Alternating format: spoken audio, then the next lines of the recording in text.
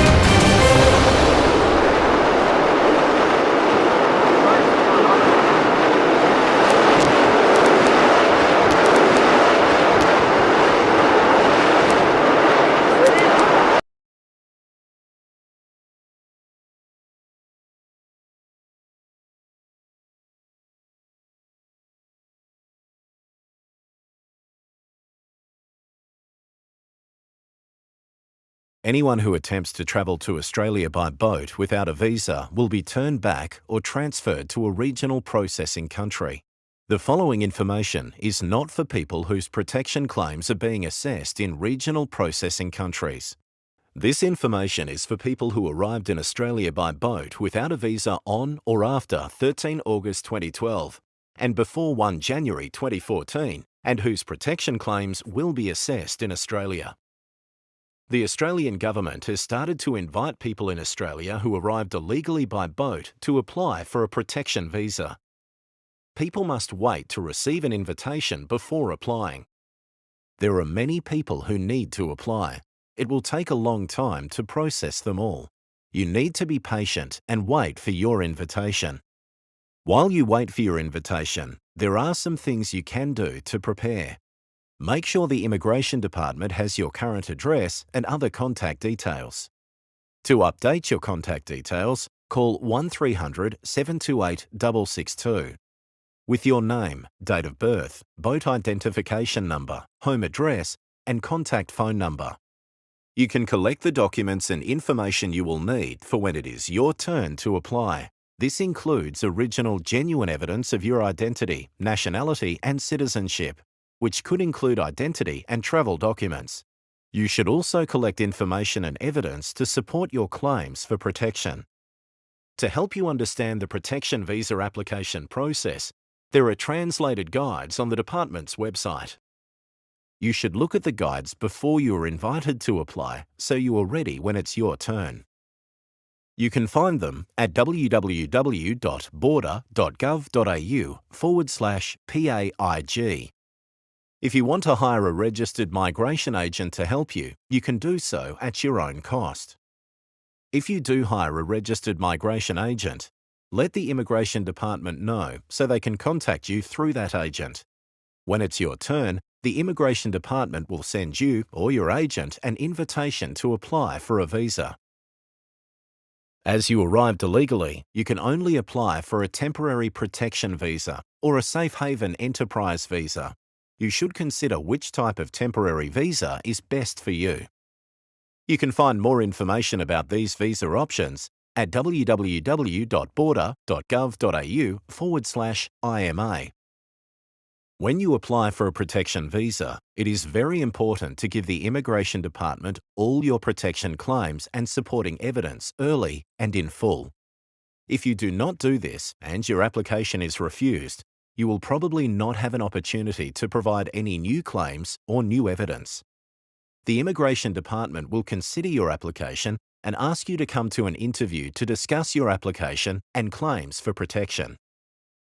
After the interview, a departmental officer will fully assess all your claims and evidence and make a decision on whether or not you engage Australia's protection obligations. If you are found to engage Australia's protection obligations and meet all other requirements like health, security, character and identity checks, you will be granted a visa. If you are found not to engage Australia's protection obligations, your application will be refused. You will be expected to depart Australia. Visit the Immigration Department's web pages for up-to-date information about the protection visa application process.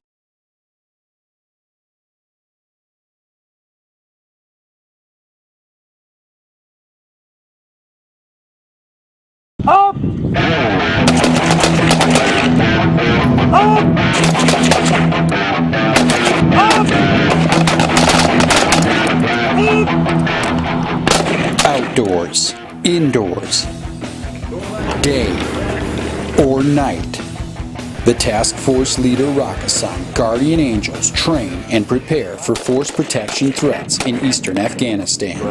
The GAs are mentored by their platoon leadership and a Polish officer named Wallace. We conducted tactical training with the GA platoon, focusing on urban area.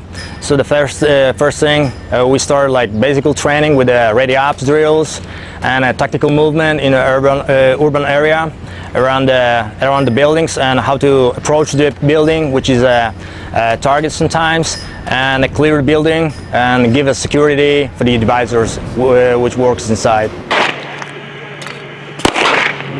Red!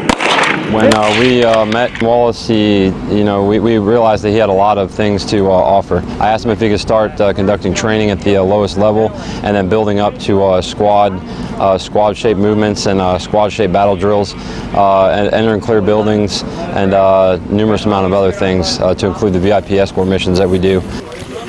We have somebody with him that is willing to take a lot of his own free time and come and train with us and teach us new things or refine old skills. I would turn him like this instead of like standing. Wallace is probably the most interesting person that I've ever met. He is so unbelievably outgoing and so energetic when it comes to the training.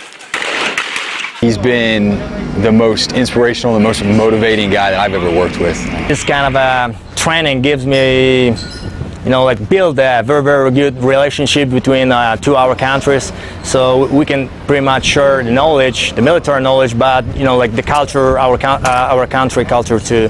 So I'm very pleased of working with your guys. I can see everybody got very good ability, and everybody got pretty much very good attitude for the training. So pretty much I can say in a short way, people like to train, soldiers love to train. More sweat during training, less blood on action.